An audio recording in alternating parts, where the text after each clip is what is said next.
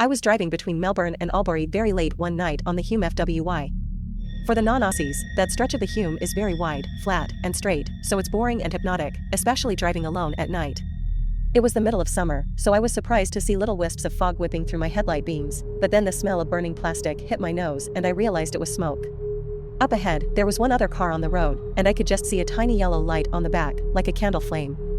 Worried, I sped up to catch this guy, and by the time I reached him his entire muffler was on fire. I flashed my lights and honked my horn, trying to get his attention. Just as I drew up alongside him, I saw him turn to look at me, and then a huge gout of orange flame burst out from under the car and licked across his driver's side window. Needless to say, he pulled over in a big hurry, and I pulled over about 50 meters ahead of him. I jumped out from behind the wheel and sprinted back to him to make sure he was out of the car and safe, then back to get my phone, and called emergency services while running back to him.